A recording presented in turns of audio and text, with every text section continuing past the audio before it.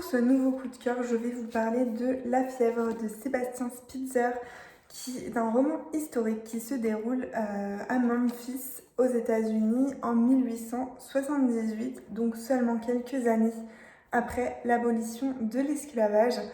Cette année-là, c'est un fait historique, la ville va être touchée, enfin cette année et d'autres années autour de cette date-là, des épidémies de fièvre jaune vont envahir la ville et 5000 morts vont être recensés à la suite de tout ça. Et donc c'est cet événement-là qui a inspiré Sébastien Spitzer à écrire son roman. On va donc découvrir plusieurs personnages au cœur de Memphis et au cœur de cette épidémie qui naît tout juste et qui va complètement surprendre la population. C'est très particulier de lire ce livre vu le contexte actuel. L'auteur l'a d'ailleurs écrit un peu avant et il en parle dans ses notes parce que c'est assez incroyable comme parfois la fiction peut rattraper, enfin la réalité peut rattraper la fiction.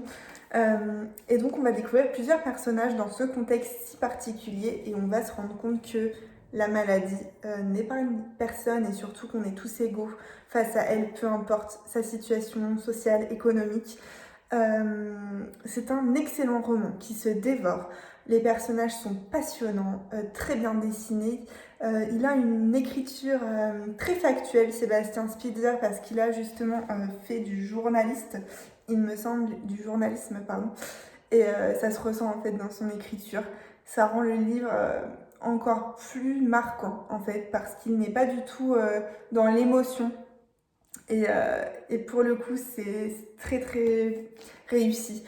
Voilà, donc un livre qui par moments est assez glaçant et qui surtout nous tient en apnée parce qu'on a envie de savoir ce qui va arriver au personnage et on découvre avec effroi ce que l'épidémie leur provoque physiquement, etc.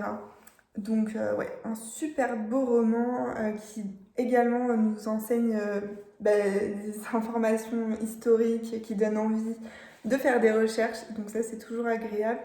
Et si vous ne connaissez pas Sébastien Spitzer, ce n'est pas son premier roman, donc n'hésitez pas à découvrir également ses précédents qui sont très très intéressants.